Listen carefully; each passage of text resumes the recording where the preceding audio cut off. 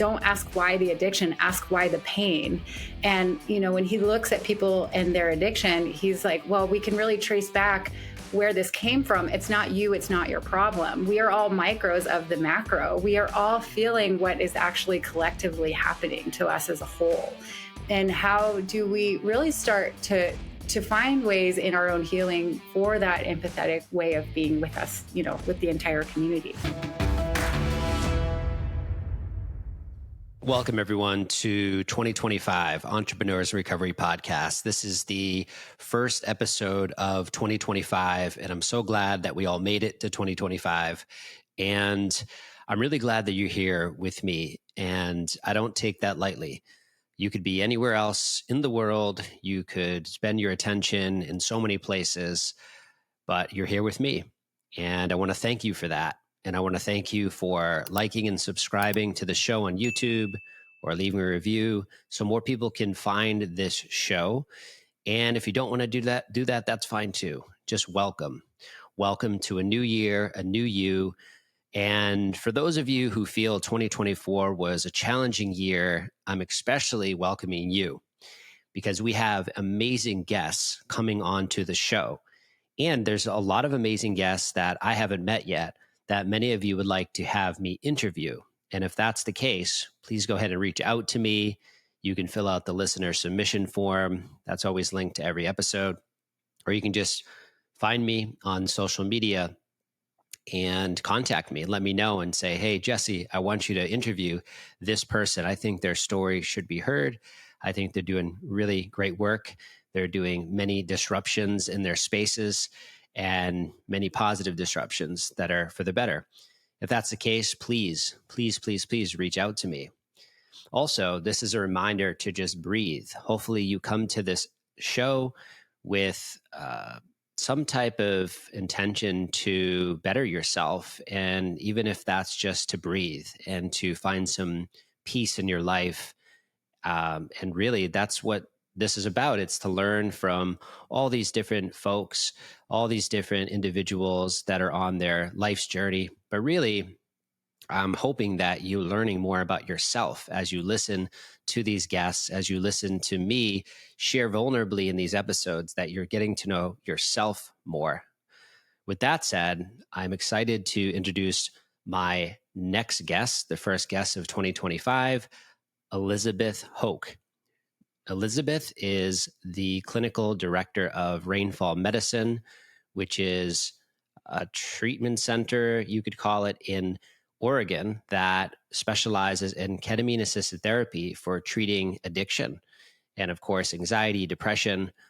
But they reached out to me and wanted to collaborate and talk about some of the work they're doing. And Elizabeth had an article that she sent me, which was really profound when it comes to addiction recovery and her path that she chose to find her recovery. And that's the discussion we get into in this episode. So tune in. It's a fascinating discussion. I'm really excited for Elizabeth to share her story, her message on this episode. So tune in, enjoy, and welcome.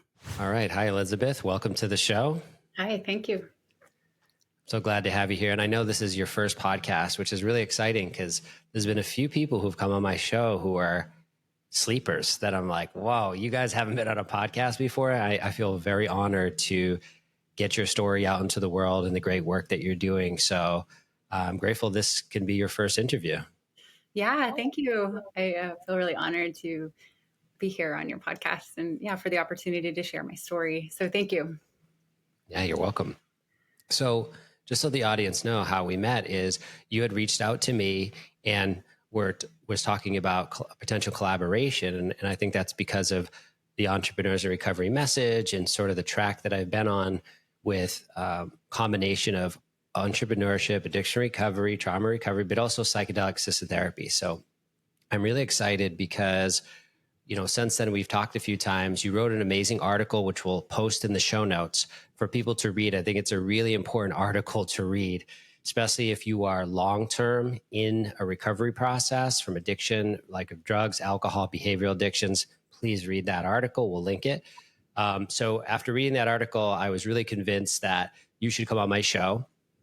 And I really would love to just get into your story. And, obviously you can go as high level as you want, but I would love to hear and let my audience know who you are, your story, how you found recovery, and then we'll dive into who you are today. Great. So just dive into my story straight from there. Okay. I am, at this point, I'm a therapist and a ketamine-assisted therapist. I work at a ketamine clinic and a community mental health clinic. I actually just celebrated 14 years abstinence from alcohol. I also run a few recovery groups. And so, the recovery groups that I run are really focused on, instead of just abstinence, we focus on what we can do to be in better relationship with ourselves. Because usually when we get to that point of addiction, we have lost relationship with ourselves in a lot of ways, and we have lost relationship with whatever that substance is. And so the groups that I am facilitating every month really talk about that, and I'll get into that later. But just to dive back into my own story, so I basically started interacting with substances around 12. I didn't come from a terrible family, but I just remember as far back as I can remember, I felt really uncomfortable. I felt really insecure. I felt like I didn't have a lot of value. And I just remember always mimicking other people and trying to do what everybody else was doing, because I had no belief that I knew what was going on and that I knew that I had something to share with the world. And so when I had my first drink at 12, it took all that away. Like all of a sudden, all of the noise that said, you suck and you're not good enough went away. And I felt that quiet and that ease for the first time. So obviously when you start at 12, it's never a good thing, because, there's a lot of ways very young kids can get access to alcohol and drugs. We think that not allowing it makes it impossible for kids to get, and that's absolutely not true. Fast forward up until 16, I was definitely finding more ways to get it. And then fast forward again up to in my early 20s, I had managed to get through high school, and I had managed to have a lot of friends that were doing the same, but I was definitely feeling worse about myself and feeling really embarrassed in my behavior, because my brain wasn't even fully formed when I started drinking. So I really started doing bad at school, and I started doing just bad at life. I managed to hold on to jobs because I had basically gotten kicked out of my house at 16. So I had to work. I had to support myself. I had to pay my car payment, and I had to keep trying to, keep my head above water and keep going. But I was having a lot of problems. And so, I had a few people in my life tell me that they thought I had a drinking problem or a drug problem and that I needed to do something about it. And the thought of quitting was impossible, because it was the only thing that actually made me feel okay about living. It was the only thing that made me feel like I could get through the day. It allowed me to be around people and feel comfortable in my own skin. But then drinking would lead to too many drinks and then feeling embarrassed of myself, and then doing things that I wish I wouldn't have done, which led to more shame, which led to more feeling bad about myself. And that continued until I was 24. I got sober and I tried the abstinence model, and that worked for a few years, although I had a really hard time with what it meant to have a higher power. And I go into that in the story that you're going to share. I didn't know what a higher power was. And so that it worked for a little while. And then I started drinking again. But then, so I ended up, someone gave me some psilocybin mushroom tea. And I remember when I drank it, I realized, wow, I'd always had a thing for nature. Like I love the trees, I love whales, I love birds, I love mountains, and I love nature. And the first time I had some psilocybin, something in my mind said, wait, but you're nature. Like you are also nature. You are not separate from it. You are it. And why are you trying to destroy yourself? Why have you never felt good about yourself? And so so that changed it. And even though I had relapsed, I went back into recovery, and this time with an understanding of what a spiritual practice was. Yeah, that's such a I love the story because, I've been through the recovery process for a very, very long time in different ways, shapes, and form. And, I feel like there's people who sit in meetings and sit in groups and they have a similar story, but they won't share that part because Yeah. it's so stigmatized Yeah. oh, I drank mushroom tea and that's how I found my clarity to find my sobriety path.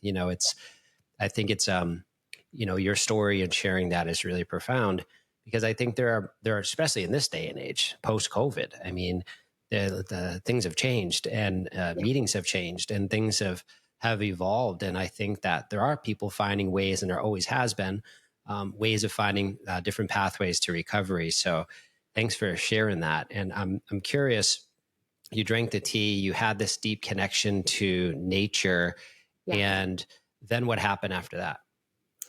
So then after that, it was almost immediate how I felt different, because all of a sudden I felt in relationship with myself in a way that I wanted to care for myself. I saw my body as this gift of, it's like this meat suit I was given. And there was something there, my spirit, I still don't really know what that means, but I understood what that was. I understood that, that bird, that crow that looks at me when I walk outside has its own spirit. And my dog who looks at me has a spirit. And all of a sudden I was like, oh, wait, I'm the spirit and I have this meat suit and I want to take care of this meat suit. And I don't want to keep abusing things and, making it, making myself like, it was kind of punishing in a way, I think in a lot of ways, because I felt bad. I was punishing myself with how sometimes it would bring relief. Sometimes alcohol would bring relief until it got to the point where it was too much, or any substance really. I would overdo it and then it would become punishing.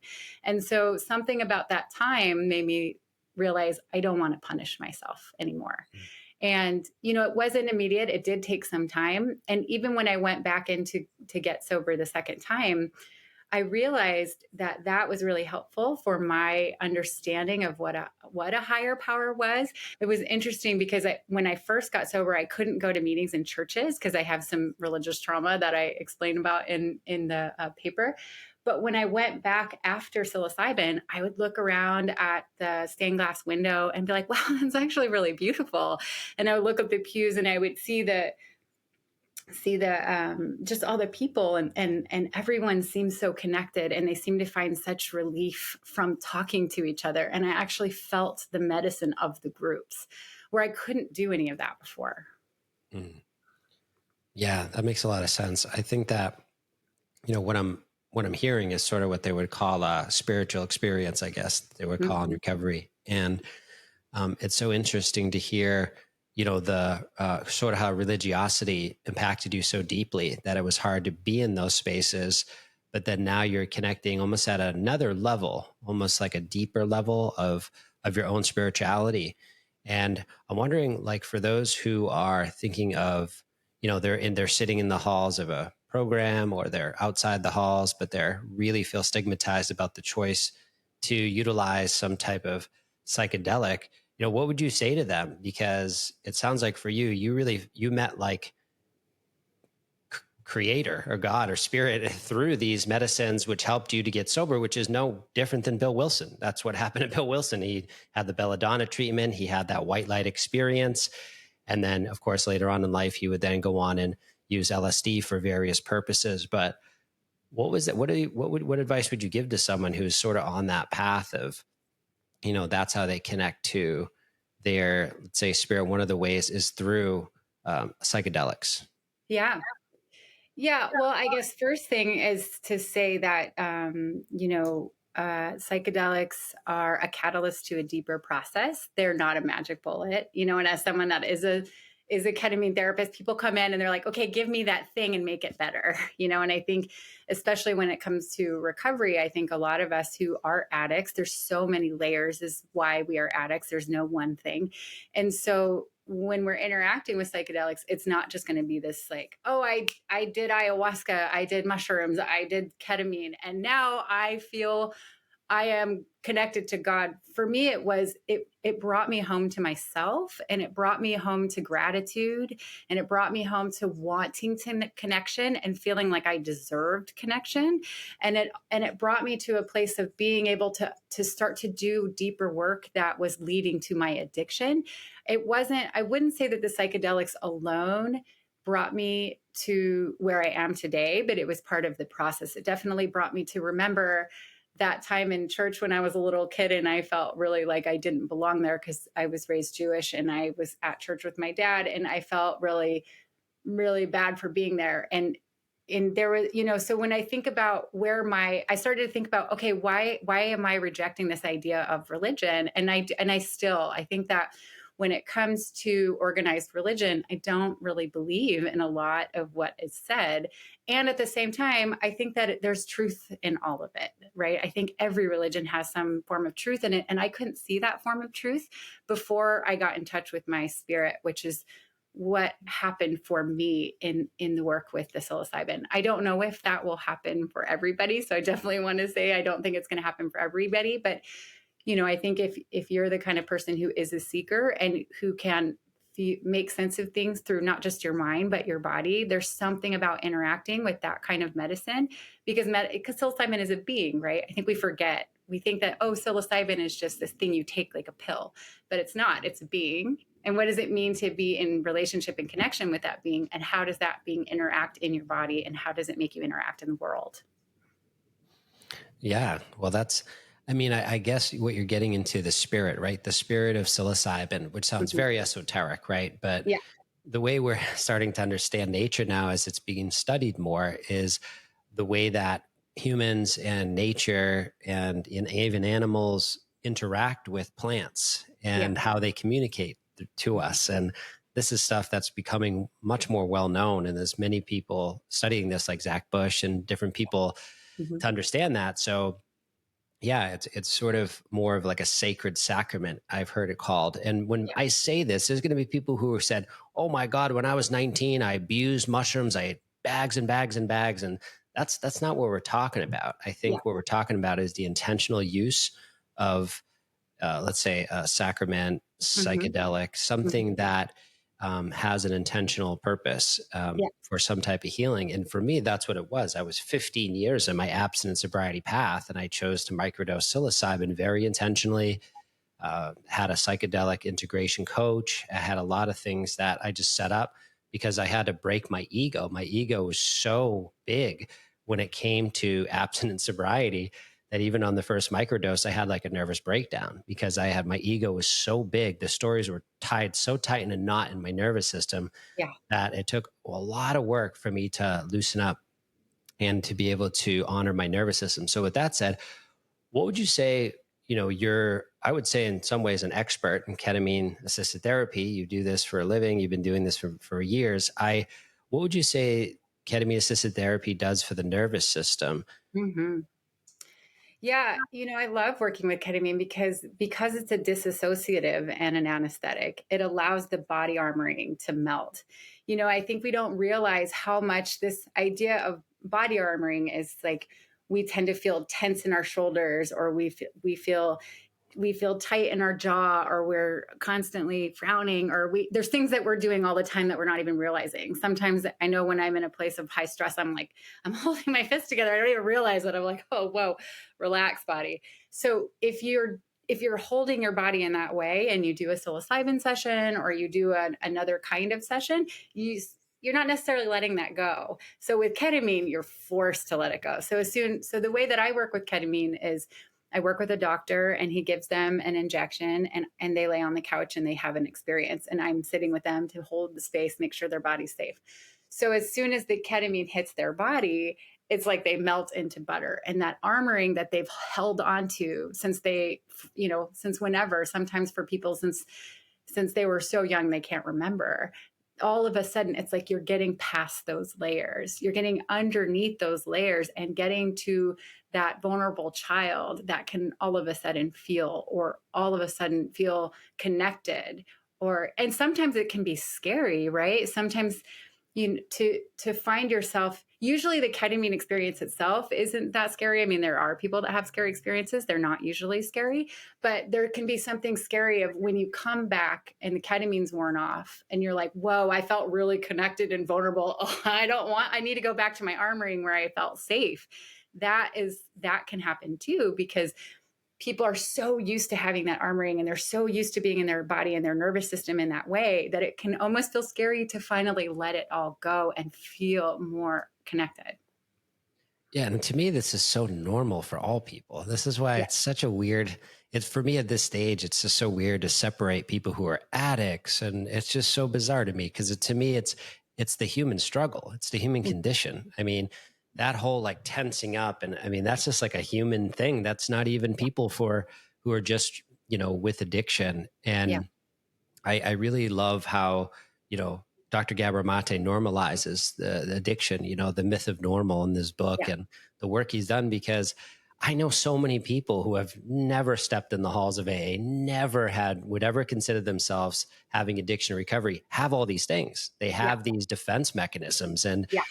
and it's also not highly stigmatized for them to go and do ketamine assisted treatment. They don't even think about it, but it's when people who are from 12 steps or from this this culture that is Yeah. really highly driven on abstinence, you have this huge fear, you become riddled with fear because you feel you're going to be an outcast, and in many ways you do become an outcast. Yeah. So Yeah.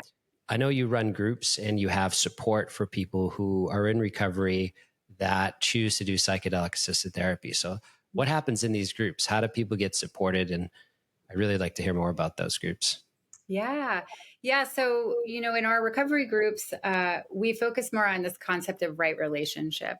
And right relationship it's an indigenous term. It comes from this idea of we are in relationship with things all the time, right? So, how are we in relationship with the earth, with ourselves, with substance, with behavior, with thoughts, with that's what we work on. So, in order for people to come to the group, they don't have to be interacting with substance. They don't have to say, I'm an alcoholic or I'm not. They don't have to say, I'm going to be abstinent or I'm not. It's really, what is it that is causing that? We'll call it addictive. What is it that is causing that addictive behavior? And, I know for me, the reason why I wanted to create this group is because when I was drinking, it was very clear what my addiction was. Like I couldn't stop drinking and I felt powerless over it and it was ruining my life. And then when I quit drinking, there was smoking, there was overeating, there was, being in bad relationships, there was not trusting. It just like, it was like a whack-a-mole game, right? It just kept popping up. My addiction kept popping up as other things. And I realized, wow, it's not really about the alcohol as much as it is about me and my relationship to myself and what I'm doing. And, with that said, I know I can't drink. I know I can't drink. Other people come to my group and they're like, I can drink. And I'm like, okay, that's okay. You can drink. But I know it's like my kryptonite. It's like, it takes away all my power. And I have learned to respect that I will never be able to drink. But when it comes to my own addictive behavior in other aspects, when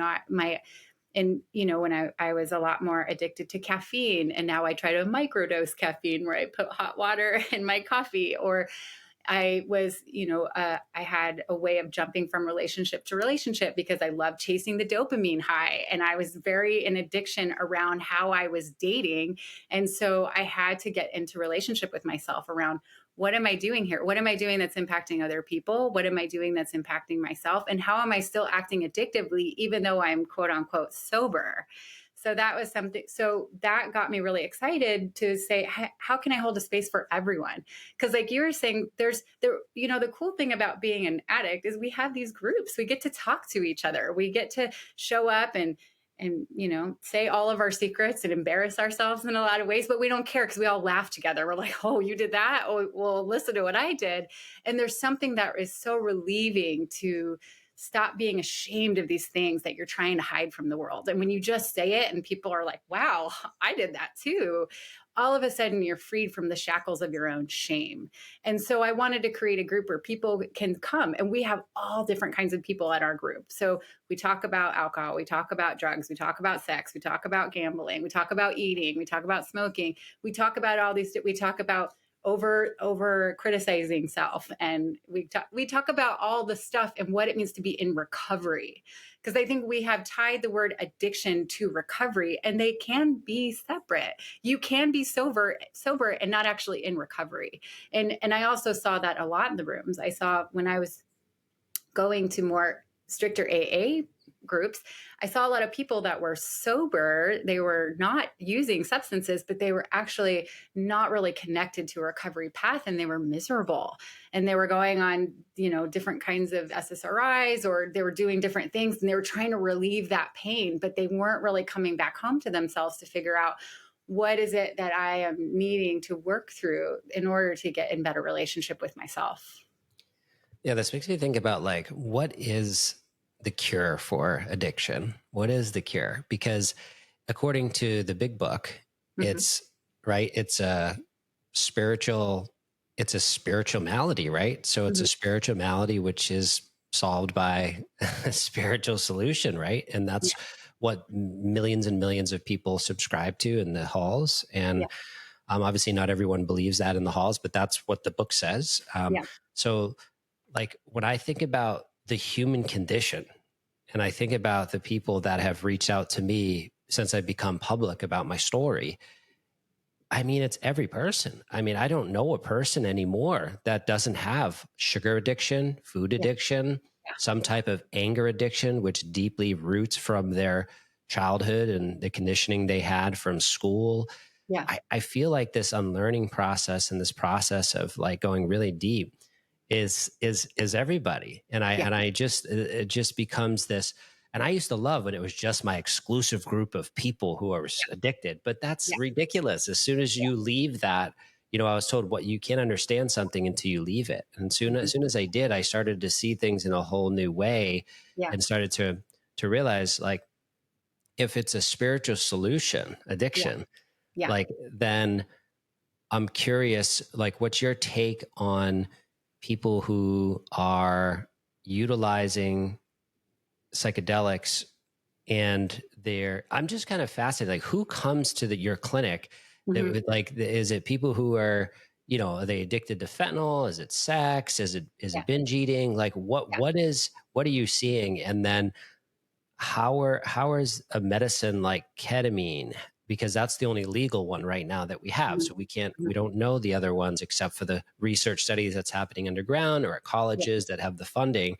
Yeah. So we'll know, we'll see a big shift in the future, but for now, like is people healing with ketamine because of a spiritual experience, or is it because it's actually reprogrammed the BDNF? Is what I've heard. Mm-hmm. Ketamine can actually help to create more brain-derived neurotropic factor. What are Yeah. you seeing when it Yeah. helping people with addiction? Yeah. Well, so the first question you asked is I don't know how you said it, but what's the remedy of addiction, right? What is it that's curing addiction? And, it makes me think of Johann Hari, who wrote Chasing the Scream. He has a YouTube and he talks about addiction. And he says the opposite of addiction is not abstinence. The opposite of addiction is connection. And to me, that just that speaks really true to me. When I see people who are addicted to whatever, it's usually it stems from a deep need to feel connected, to feel something, to feel part of. And when we start to get more and more into our addiction, we feel more and more isolated, and which makes us feel more and more that need for whatever that is making us feel connected. So to me, that is what we need to find is how do we make space in our lives for more connection. That for me, having those groups is one way. It's selfishly for me too. Originally I was like, I want to create a space for people, and now when I go every month, I'm like, oh God, I don't know what I would do without these people that show up where it's every other week, and everyone's vulnerable. And some weeks we're complaining about our parents, and other weeks we're complaining about work, and other weeks we're just complaining about the election that's happening. And just there's something about that connection that we don't need to leave and go use or overeat or smoke or whatever it is that we used to have to do before when we're alone. And then back to the question about the ketamine clinic. So the people that are coming to the ketamine clinic we have two types. One type is people that have been sober for a long time, and they're a little bit more similar to my story of I'm not drinking, but I don't feel that thing that everybody's talking about. I didn't have some huge awakening. I don't want to do the steps. I don't want to talk to God and higher power. I don't even know what any of that means. None of this is like, it doesn't make sense. I just know I don't want to abuse whatever it was that they were abusing. So they hear that, psychedelics can help people feel more connected. And, I would say of the hundreds of clients I've sat with, I would say that's probably true for maybe 80% would say they had some profound experience. And all of a sudden they realize that their brain and all the things they think are conditioning of their life, and that everything they feel is something they have spent their whole life creating. Not that it's their fault, but it's like whatever you go through in your life is going to be what you think about. Whatever pains you, whatever disconnects you is going to keep being what you feel and think. So with ketamine, it's a dissociative and an anesthetic, and it gives your brain a short period of time to not think the way your brain normally thinks. So all of a sudden it's like fractals and colors, and it's all of a sudden outside of its normal way of thinking. So when the person comes back from their ketamine experience, they're like, "Ugh, wow, I don't even know how to explain what happened." I think in the research they call it ineffable. So what does it mean?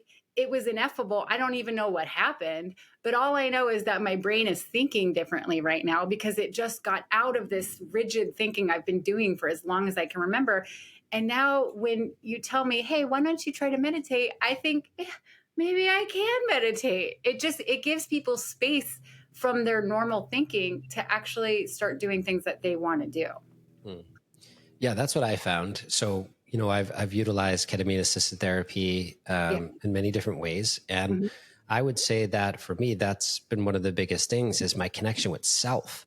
And I Yeah. don't mean just the small letter S, I mean the big S. Yeah. The self, like Yeah. almost like a higher self, something that is beyond me. And I feel like that's been really, really healing and grounding because it not only do I feel safe in my body, but I also feel that I can connect to these stories that I've Yeah. had since I was a kid that are true, but they're still lodged in my nervous system and causing me to have fight, flight, or freeze at times, or fawn, which we've Yeah. talked about on this podcast before. Yeah.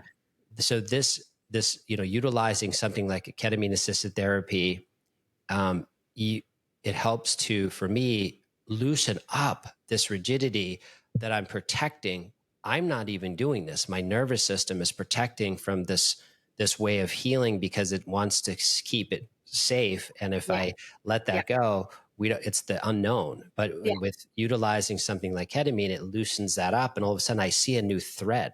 I see Yeah. that new thread of what happened to me at 12. I see the new thread of what happened to me in my Yeah. early 20s. Yeah. And all of a sudden I'm working through talk therapy and utilizing ketamine to dislodge that. But the biggest conversation is the one I'm having with myself. Yeah. Yeah. And I feel like Then that's you're able to go changed. there, Yeah. right? You're able to go there because, like you were saying before, there was things that might have been so painful that you had awareness of them. You're like, "Oh, I remember that," but you're not actually thinking about it. But something with when you're able to get out of the thinking and have some spaciousness between all the parts that are protecting you, then you're able to actually say, "Oh, that did happen, and maybe I need to cry about it, or maybe I need to get angry about it." I think sometimes people, when they come to the ketamine, I say it might feel more intense for a little while before it feels better, because you may need to be angry at whatever it is that has Mhm. kept you in this place, or you may need to cry. There's a really beautiful book called The Wild Edge of Sorrow that I tell everybody to read, because it talks about how important it is to come back to grieving and sorrow as part of a daily practice. I think we don't do that anymore. And how do we remind ourselves? And I think because we have this body armoring, a lot of us, I know for me anyways, like anxiety, I definitely go towards anxiety and get shit done and wind myself up into a frenzy, and I forget to feel things. And then if I go do a ketamine session, all of a sudden I'm like, "Oh, I feel this too much. It's too much," because I haven't been feeling for a while.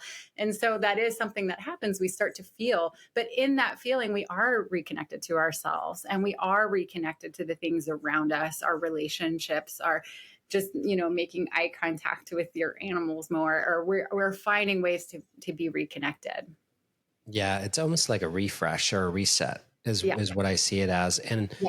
again, like for people listening, there also has to be the other segment of this, which is the integration. So we're talking Yes. about what happens in the medicine, but then Yeah. really the biggest work is what is revealed in the session, but then what you carry out outside of the session. And I Yeah. think so talking about practices like of the body and somatic practices, for me, that's been one of the biggest healings of my life is the integration process of psychedelic medicines. In that process, meaning I'm not taking any psychedelic, in that process of getting in touch with my body. So Mhm. for me, I found things like jujitsu to be really helpful for my Yeah. body to release that anger that I've held on to for being a chronic people pleaser and a codependent Mhm. for such a long time. And I Yeah. know these are like people are going to say, well, now you're putting labels on yourself, but I'm just trying to describe my human experience of the way that I found love is through people pleasing. So, Yeah. utilizing these therapies and utilizing somatic practices, including breath work and sauna and cold plunge and all these things to release this stored rage and anger that Mhm. has been able to be sweated out of me and moved out of me. What role do you see somatic practices have in the integration process with your clients? Yeah, I mean, I think they are crucial. Going back to what you said about that you found love through people pleasing, I was the same. If I was a good girl and I did everything I was supposed to do, then I would get love. But I actually could never receive that love. I had to be giving more and doing more and being more, and I was not connected to my body. So I was not actually allowing myself to receive the love and to really feel it. I thought I was feeling it. I thought that what I was feeling was love, but I actually was so disconnected from it.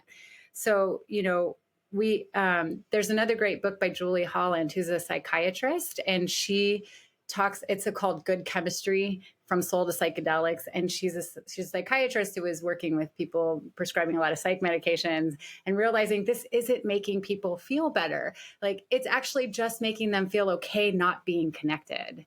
How do we get people to feel more connected? And, like you're saying, there's something about coming back home to your body that's going to make you feel more connected. If, for me, when I first went to a meditation group and I was in the midst of my addiction, I was like, this is crazy. I'm not going to meditate. My brain is full of so much stuff that I don't want to sit in a room by myself with my brain. That's so uncomfortable. And, when I tried to do yoga, it was a joke because my brain's like blah, blah, blah, blah, blah, blah, blah. And I could not find, it was not relaxing. So when people are like, oh, yoga, meditation is so good for you. And I'm like, that doesn't make any sense to me. And I realized like I really had a lot of stuff to work through before I could even get into those somatic practices. So I think a lot of times it's really important for us to realize, maybe starting a journaling process to get through all the stuff that's going on in order for us to find a way to find home in our body, because it can feel like an unsafe place if it's full of negative thoughts, if it's full of anxiety and worry. So sometimes, yes, doing a somatic practice is important. We definitely do a lot of breathing and connecting to the body and figuring out whatever it is that you need in order to find a safe place there, figuring out what you need, how to process and connect with these things that are going on so that it's not getting stuck in your body. Yeah, very highly underrated. It's a practice that I really didn't understand. And I think it's becoming more popular, like somatic practices over the last 4 or 5 years, like many things, but Mhm. highly underrated because Mhm. if you get sober from drugs and alcohol or sex addiction, all these things, you're just going to pick up another addiction Yeah. because you're not connected to your body. So you Yeah. have another connection like sugar or Mhm. foods or these extremely unhealthy chemicals that we're putting in the foods that are highly addicting. Yeah. You end up picking up another addiction, even Mhm. caffeine addiction and smoking. I watch a lot of people quit alcohol, but then next thing you know, they're vaping, they're doing those, what do you call those Zims or whatever, the nicotine patches. And then you have, extreme caffeination. And it's like, that's going to kill you. You might Yeah. as well have kept drinking. And this Yeah. is why, but that's not seen a lot of times. And I Yeah. think, these are the types of things I'm trying to highlight is, we're often replacing one addiction with the next. Yeah. And when I think about even entrepreneurship houses many people who struggle with addiction. And a lot of it is silent because they can get away with it through different means. And sometimes it's their financial means. They can have different ways to kind of hide it. But at the same time, there's this obsessive workaholism, this is obsessive drive. And some of that's okay. Sometimes it's okay to be out of balance to get something that you want. I mean, look at your credentials, a lot of things you've done. You didn't do that in balance, right? No. You weren't balanced, your mother with kids. No, of course, it was extreme, right? And that's okay sometimes, but it's when it's pushed to the max and then the body experiences burnout and then it needs caffeine or it needs something else to drive is where we can fall into trouble. Yeah, definitely. So I think that, I just like normalizing these conversations because it's just so commonplace what's happening. And especially when you think about the selection that's about to happen. I mean, people are wound up. And what do you think they're doing to numb out? And that's why I don't even look at addiction as addicts and this stuff anymore. Cause I'm like, there's people numbing out, which you could use another term. They're getting high, but let's don't use that because people don't like to be associated with addiction or recovery. But numbing out, how are people numbing out to cope with what's coming down the pipe? And what I found that's really common right now is food addiction and sugar addiction. That's what I see a lot. So I'm about to have a guest on next week to talk about sugar addiction just because it's so prevalent. So that reminds me. So with your clinic, you guys specialize with it in addiction recovery, which I thought that was so unique. And I wanted to bring you on to hear your story and talk about it. But what other discoveries, I read a testimonial from your site and it said this person was healing their complex PTSD, anxiety, childhood trauma, fibromyalgia. But they said that, they were open-minded to this new experiences, but again, it brought them back to their body. It brought them. So what else are you discovering in this world of addiction recovery, utilizing ketamine-assisted therapy, which I wish I could say 5 other therapies, but there's only really one that's legal right now. So, and I know you actually are trained in MDMA as well through MAPS. And so what are you discovering at your clinic with the people in addiction recovery? I mean, what is it that this is such a special medicine that can be helpful? Well, 2 things to go back to, you're saying about the election and our society. We live in our human created society is a very stressful place for sensitive people, right?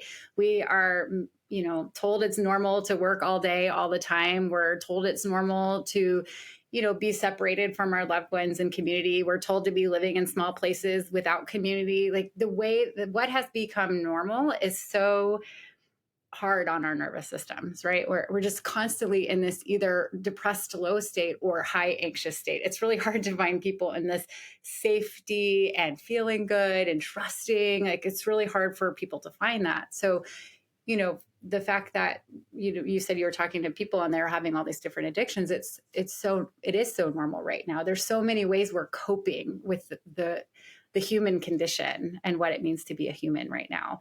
And it's not because it's a fundamental flaw. Gabor Mate says, don't ask why the addiction, ask why the pain. And, when he looks at people and their addiction, he's like, well, we can really trace back where this came from. It's not you, it's not your problem. We are all micros of the macro. We are all feeling what is actually collectively happening to us as a whole. And how do we really start to find ways in our own healing for that empathetic way of being with us, with the entire community.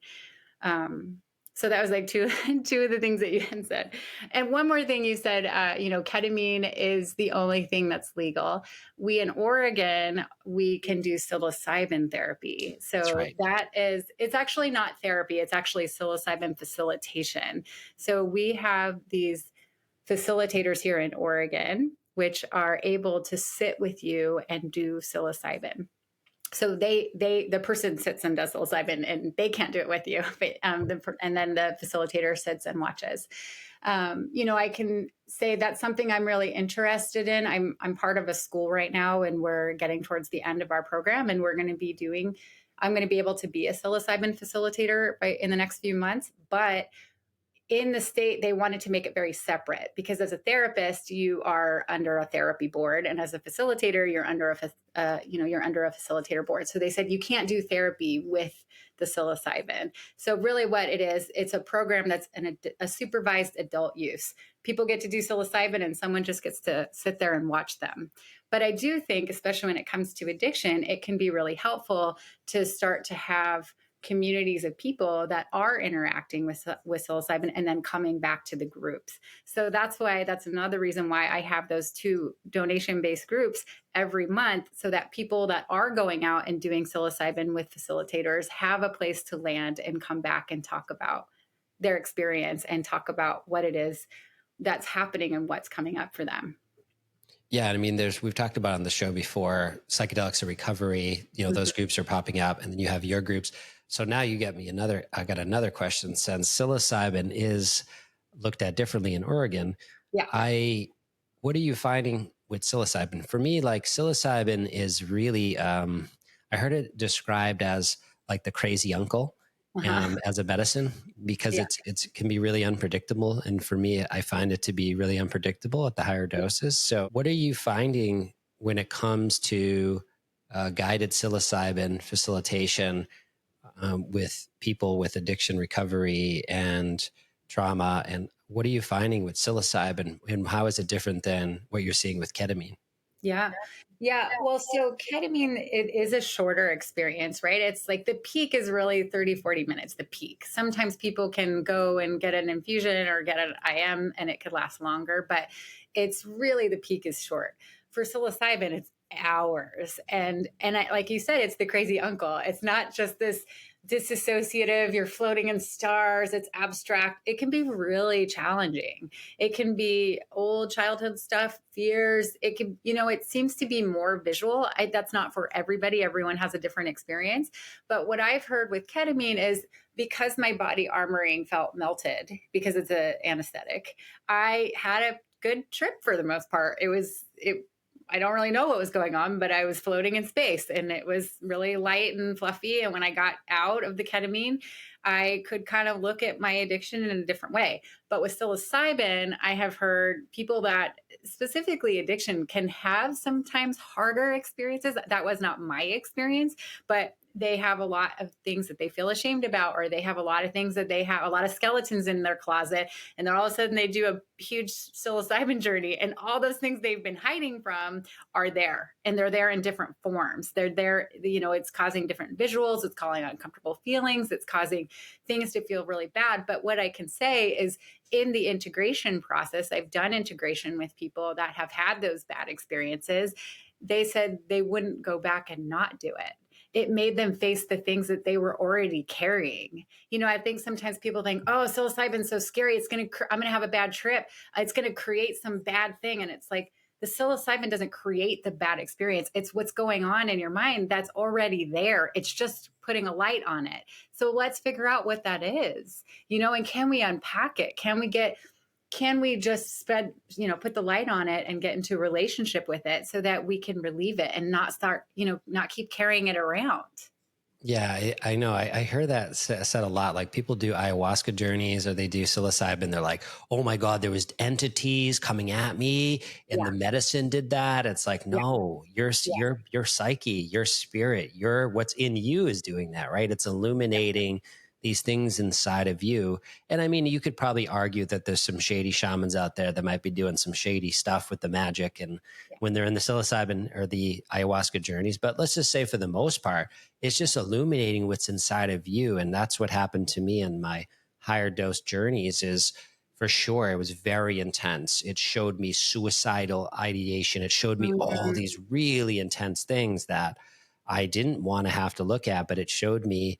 And even in relationships and the way I treat people, it's it really illuminates a lot. And it's kind of like the beauty of nature too, right? Showing you, hey, I want to show you this so that you can treat yourself differently and treat others differently. So it's really profound as people who have experienced that. But for me, I can tell you straight out, mine are challenging. I don't have an interaction with psilocybin that hasn't been challenging. And I didn't say bad. Notice I didn't say bad. I said Yeah. challenging. And I think that's the difference is, it can be really challenging, which can be Yeah. really upsetting because you're like, oh, I wanted to, be with the Care Bears in the heavenly realms and have this beautiful bouncing around.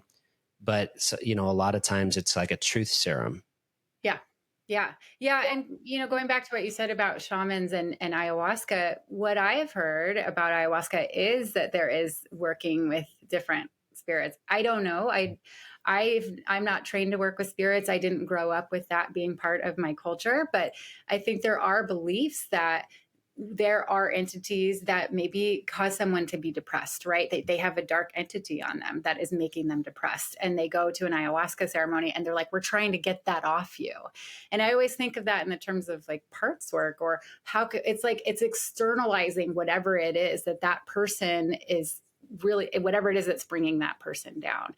And so, I have sat in ayahuasca ceremonies with shamans, and it was the most beautiful thing because they come in not with this Western mindset, but they come in with songs and they come in with belief of being with all the belief of all the spirits, which, like I said, I don't know what I believe in, but if people believe in it, I like to hold the space and just open myself to whatever it was. And if you're with a trusted person, then they're creating a safe container and they are saying, okay, we're going to do some limpias. We're going to do some clearing. We're going to make sure that we are all working together as a community to keep each other safe and protected and not have these, dark addictive energies consume you as the person or the space or the community as the whole. And we're going to work together with that. And I love that idea of, working in community in that way. Hmm. You said the term Olympias. Is that what I just heard? Limpia, which is like a Spanish word for clearing, cleaning. Limpia. Olympia. I just heard that twice in 2 days, so I was curious. Yeah. Cleaning. Yeah. Yeah. And you know what? Now that you mentioned that, I actually want to get a guest on the show that has actually done, I think he's done 800 to 1,000 ayahuasca journeys. And, he was asked, why would you do that?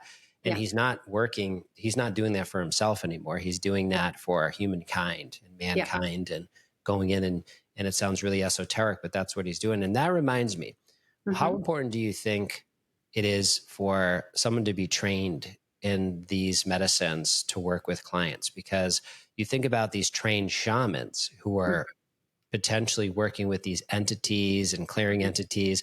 And you think about someone who is serving ketamine. And I feel like it's really, in some ways, becoming a cash grab, ketamine in these clinics. And because there's very little integration, I know this firsthand. Yeah. So how important it is that guides are trained in these psychedelic assisted therapies and integration? Yeah. Yeah, I think that that's very important. And the kind of training there's different kinds of training, right? So there are programs out there that can tell you about the books or the articles or the way in the West that we educate ourselves. So when we're talking, it's a little different talking about something like ayahuasca. Something like ayahuasca, or even psilocybin, when we look at the cultures of people that have been using these for centuries or, longer than that, they have people who have family lineages who have been teaching through the wisdom passed down from their ancestors. They still talk to the ancestors that did this hundreds of years ago. And so, for them, training means it's something within the culture. It's in the water we drink. It's part of what we know. When we're looking at what we are doing here in the West, what are we doing? So we have these here in Oregon, we have a psilocybin facilitator training, and it's like 140 hours with like a 40-hour practicum. Or I think it's even less. It's 120 with the 40-hour practicum. And then you get a certificate. And, I think there's a lot of people that can be really beautiful facilitators and sit and hold beautiful space. And there's a lot of people that don't know how to hold. What happens when that scary thing comes up? What happens when this person is stuck in a loop of feeling out of their mind and they can't get through it, and you're not really that qualified to actually hold that space for them? And so I think when we're talking about having people be trained, it's really, really important, and not just trained in their mind, but their body, right? So to actually know, you have to be familiar with the journeys yourself, whether you've been guided or you're doing that work, interacting with the medicine in certain ways. That's how you're going to be able to hold that space for someone else. Yeah, you just brought up a really good point. how many of these facilitators have actually done the journeys, and how many of Mhm. them have done dozens of journeys to really Yeah. know how to navigate challenging experiences? And I Yeah. think that's a really important point too, is, you know, did my therapist, when I was 22 and I was arrested and forced into AA and forced into therapy, did my therapist have to be an alcoholic to understand my situation? No, she did a Yeah. really good job not having that. Yeah. And when it comes to psychedelic medicines, Yeah. if someone is sticking a needle in my arm, intramuscular ketamine, and they've never done it themselves, Yeah. it's really challenging. And I know this happens all the time. So Yeah. it's really challenging to know, like, what's going to happen on these higher doses to me when that person's never gone there. And I Yeah. think that, that's been part of my path of being trained in 5-MeO DMT through 5 information of vital education training Yeah. platform. Is like, that was the first thing they asked actually when, I started pursuing that certification. Is they said, how many journeys have you been on? And I hadn't been on that many. I'd been on some, but they accepted me because of my master's in clinical mental health counseling. They said, I Yeah. think this is something you should know. And then since then, I've been on many, many guided journeys of that very, very big medicine, 5-MeO DMT, which I never recommend doing alone, or any of these medicines really. But it's so important that I knew how to navigate these challenging journeys I had with this medicine, because now I can help others to not be destabilized, because you Yeah. can be destabilized. And I'm wondering, with this training in Oregon, the psilocybin facilitated training, how many people are not trained for these journeys that are becoming challenging? And then that person's, hey, have a good day. And then Yeah. how do they Yeah. address that? Well, so it's like 120 hours of learning and then a 40-hour practicum. So the hope is that, in your 40 hours of the practical part, you get some kind of bad experience so that you can figure out how to hold that space. I can say it's all about how someone interprets it too. I had a client who was having a pretty scary experience and she was really stuck in it. And then all of a sudden she rolled off the couch and threw up everywhere. And I was like, yes, you got rid of it. Whatever that was, it was gone, right? Whatever it was gone. It's gone. And, in that way, then she was like, it's gone, it's gone. And together we were like, yes, it's gone.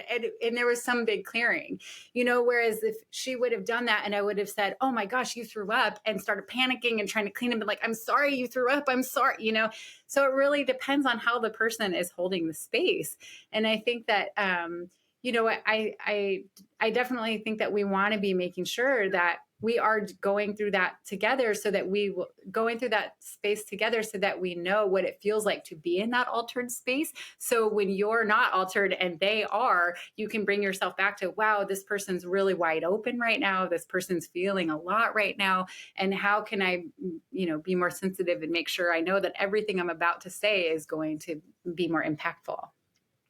Yeah. This is, oh man, this is such an exciting conversation. And I'm wondering, for you, you've done so many things and you've been so dedicated to helping people. You work in community mental health for the last, over a decade. And, I have one question about that. And then I have another question, but the question about community mental health. So you've worked in community mental health for many years. I have a very close friend. One of my closest friend has worked in community mental health for a very long time, Yeah. back in New Hampshire.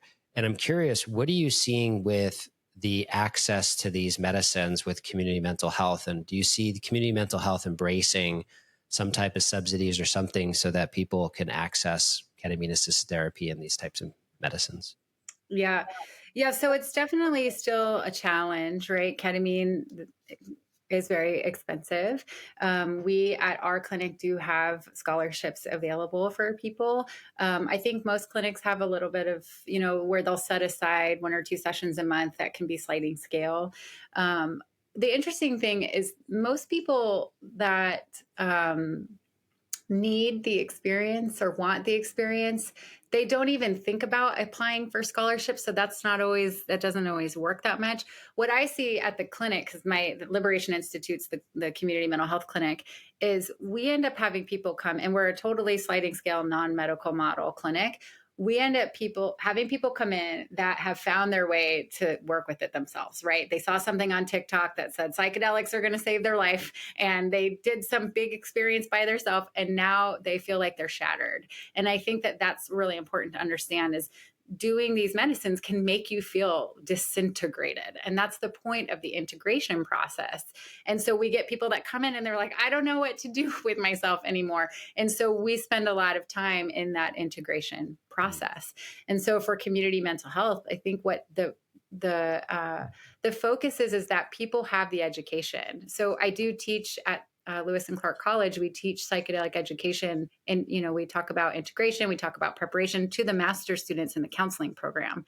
And I've reached out to different counseling programs to say we have to have this be part of the curriculum. I know that it's still illegal, but with all the clinical research out there and all the things on TikTok, everybody is rushing out to the underground, and they're doing it without any prep and any integration. And it can cause more harm if you're not held in the right way, because it can feel really disintegrating, and it can cause a person to feel more disconnected from themselves than they were before they did it. Yeah. Thank you for this discussion. I think that one of the reasons this platform started for me, if the podcast, is because folks, people are doing this anyways. There's so many people doing this, and some are getting harmed. So it's like, if we're not going to talk about this, it's kind of like internet pornography. We didn't talk about it for so long, and now look at what it's turned into. And it's like, we need to start talking about these things. And this is why this conversation, I'm so grateful to bring you on to talk about this, so we can normalize this conversation. People are doing this every single day in big numbers. Yeah. And of course, it's still, illegal. So this has been a fascinating discussion. I'm curious, Elizabeth, what's your greatest vision? What are you looking to manifest in your life right now? What are you working on? Yeah, well, I want to learn from the mushrooms. I feel like the mushrooms are so generous. The mushrooms, I'm here in the Pacific Northwest, and they grow everywhere. And I think that they are here to teach us to be more connected to nature and ourselves. There's a really beautiful book by Robin Wall Kimmerer called Braiding Sweetgrass, and she brings in this indigenous knowledge and understanding. And she has a quote that says, plants know how to make food and medicine from light and water, and they give it away. And how do we do that? How do we make medicine with just the light and water we're given, with the love that we have in our community, with more connection with each other, and give it away? Because what's going on in our world with the polarization and with the massive levels of depression and suicide is that we're really just disconnected. It's not an issue where, oh, you're just a broken person. It's an issue of us being disconnected as a species and needing more from each other. And so, I want to learn how to be a mycelial network like the mushrooms, and just provide medicine on the land and help people feel more connected. Yeah, that's exciting. We'll have to bring you back on how your mushroom experience going, and as the legality starts to change across the land too. So that's going to be, as we see things come into the context of psilocybin in other states, and maybe some other medicines too that are out there that have been shown to be really helpful as well. We'll bring you back on, and we'll see where this is all led to. So let people know, how can they find you? How can they work with you if they want to reach out? Yeah, great. I'm on LinkedIn right now. That's my only social media, just because I also have ADHD, and too much social media makes me not get anything done in my life. So you can find me on LinkedIn. I also I work at a community mental health clinic in Portland. So if you're anywhere in Oregon and you need services, you can look up Liberation Institute. We unfortunately can't see people outside of the state of Oregon, but if you're needing some services, you can come here to Oregon. And if you're here in Oregon, please come to our recovery groups too. They are in person, so you've got to be somewhere close to Portland, but that's where I am. Well, good job. You did it. Your biggest fear, public speaking and being on a podcast. You did it. You crushed it. I did it. Thank you. Yeah. Well, it's been a great honor to interview you, and I'm excited for our upcoming conversations that we'll have in the future. Awesome. Thank you. Thank you for checking out Entrepreneurs in Recovery podcast. We are so appreciative that you are here. Make sure you go ahead and like and subscribe to the show on YouTube. Leave a review on iTunes and Spotify so more people can find the show. Once again, thank you so much. We have great episodes and content come out in the future. Thank you for being here. Have a blessed day.